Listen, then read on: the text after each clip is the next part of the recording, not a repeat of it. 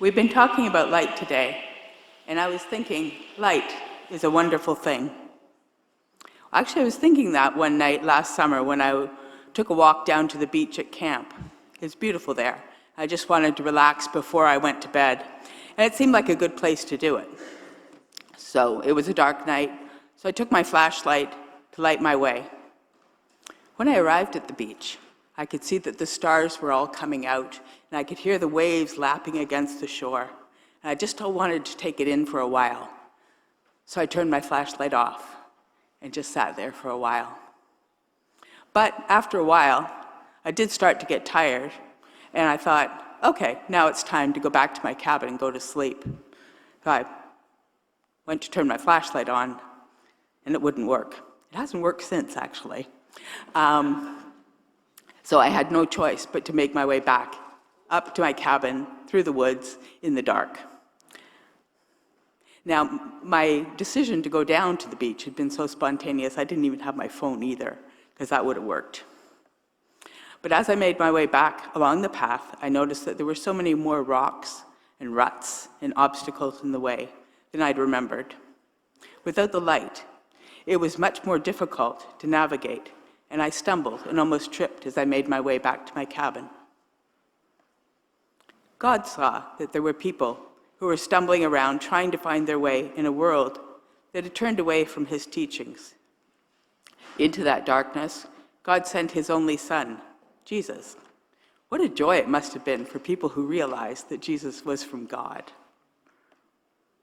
Through his ministry, Jesus dramatically changed their ideas about God and declared, "I am the light of the world."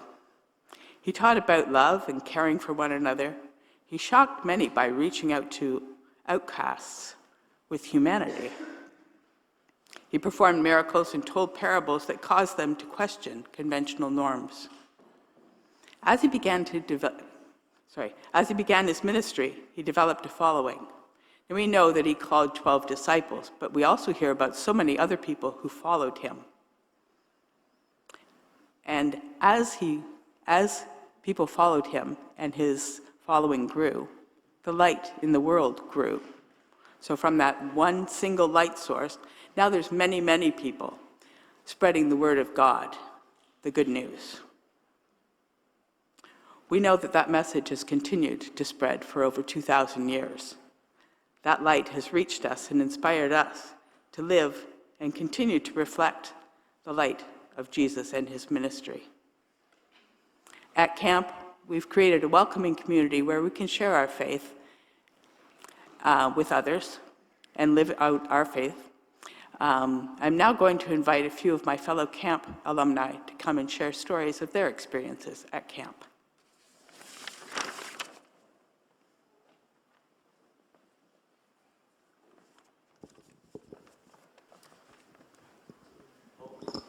There we go. Good morning, everybody. Morning. My name is Jeremy McCon, though at camp, most people know me as Ferno. I'm honored to be here today to speak about something deeply personal. How camp helped shape and grow my faith as a young man.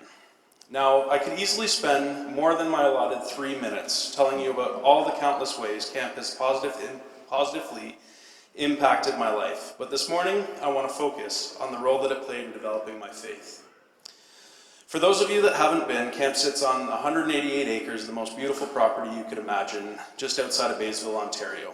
And beyond the natural beauty, what truly sets this place apart is the environment that it creates.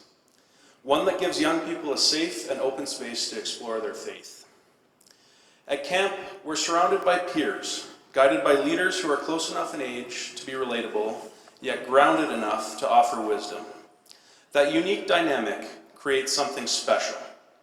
It opens doors for honest conversations about life, about belief, and about the teachings of Christ in ways that feel approachable and real in a different setting that most get the opportunity to enjoy. Over the years I attended camp, my faith deepened, and so did my friendships. And what amazes me is that to this day, many of those friendships have stood the test of time. In fact, some of these people that I sat beside in those early discussions about faith over 20 years ago are still some of my closest friends. And we're still serving together here today, as a matter of fact. Sharing the light and spirit of camp with new generations. Camp didn't just give me memories, it gave me a foundation, a community, and a living and growing faith. Thank you.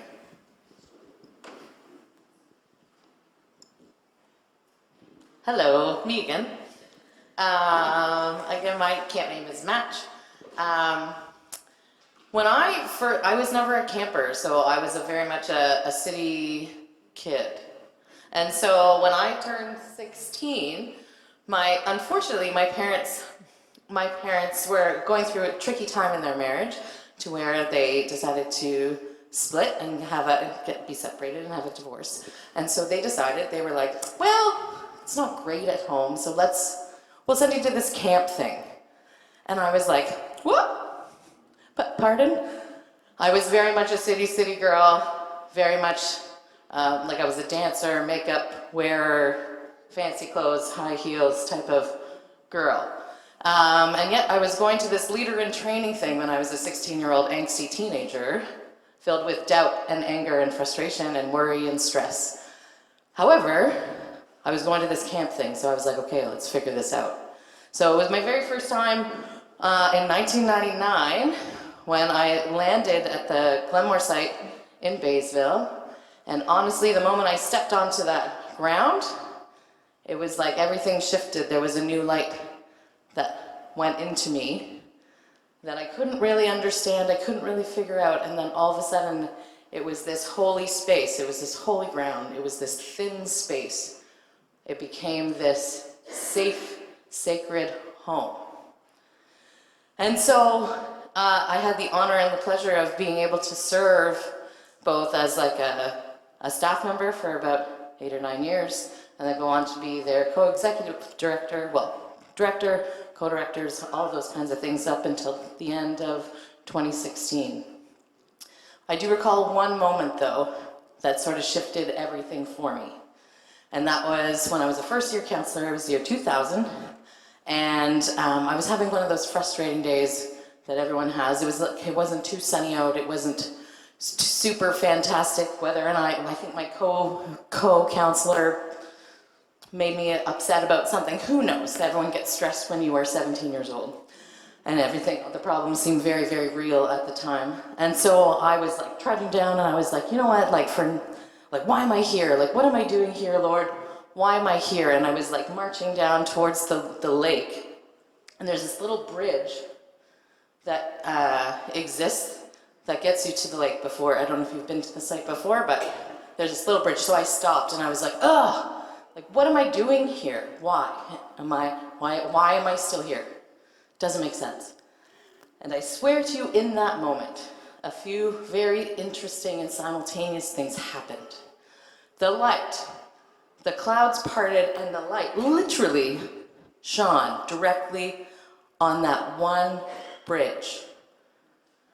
And I could hear birds chirping, and this like beautiful birds chirping. I could hear a camp full of like a cabin down at the lake, like I'm secluded in woods, but I could hear all these noises.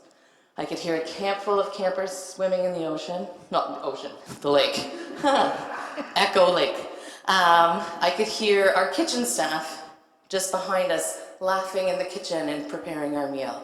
I could hear another a cabin full of kids playing a game called camouflage, which is sort of a fancy way of calling it hide and go seek, but in the woods, we call it camouflage. I could hear the sounds of people laughing elsewhere. And then right behind me, there was our music and drama director at the time was teaching the chorus of I, the Lord of Sea and Sky to a cabin of kids. And so in that moment, I heard the words, "Here I am, Lord. Is it I, Lord? I have heard you calling in the night. I will go. If you lead me, I will hold your people in my heart." And in that moment, I was like, oh, okay. I hear you. I get it. I'll stay around for a bit. But honestly, that moment, that holy space, that light, that holy ground, that bridge meant more to me that moment than most of any other moments. And I've had the honor of being able to watch and see people get lit up by camp for decades. And it was just one of those moments that just lit light in my soul, and I will never forget it. Thank you. I'm going to stand up there because it'll make me feel more confident.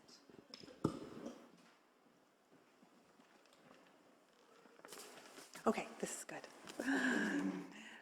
So again, my name is Lauren. At camp, they call me Reflecta.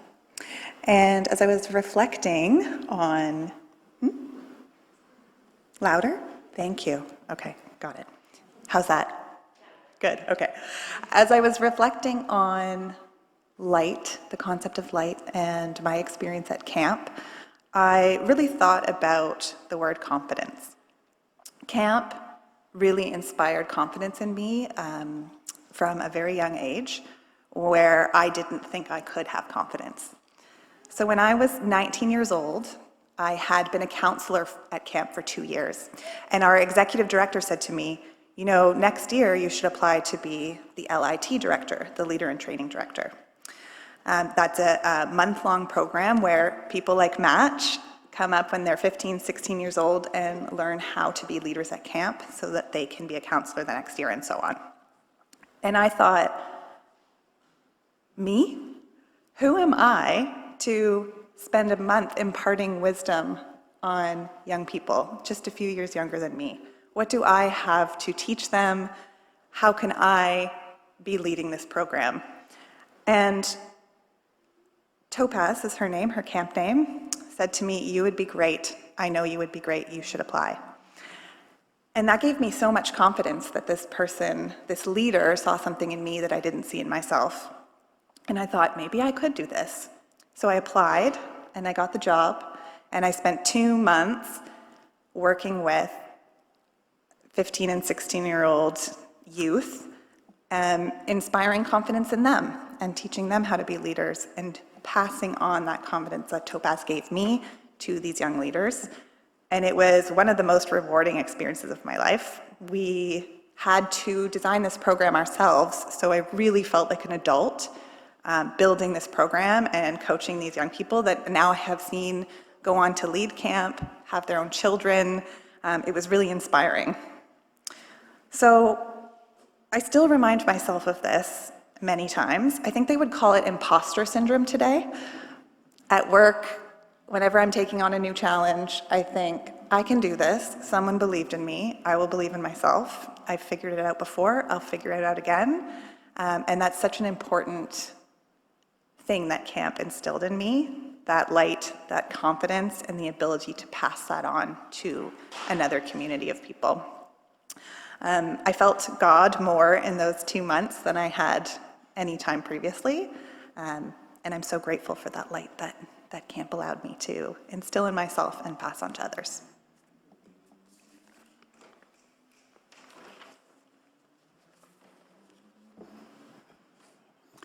When we look at the world around us, there are so many sources of light, as we can see in the campfire here. And when we were talking about our flames, I sat with Reflecta, and the first thing that both of us came up with as a source of light for our lives was camp. So, excuse me. So, in today's reading from the book of Matthew, we hear Jesus extend his proclamation about light. He says that we are the light of the world. And as we continue to follow him and provide opportunities for others to do so, we keep his light shining in the world. He knows that we can keep his ministry going. He implores us not to hide the gifts and resources that would ensure its success. What good is a light that is hidden underneath a bowl? No, we are called to be a brilliant light that is like a beacon pointing others to the goodness of God, a brilliant light that shines in the darkness.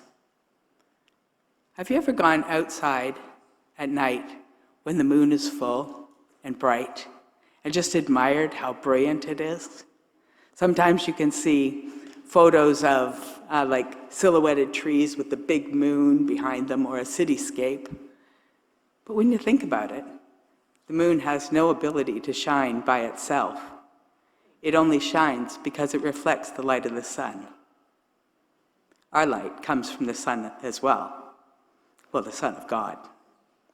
We reflect his brilliance and glory in our lives. He asks us to help the light of his ministry to continue in the world. He asks us to shine. Amen.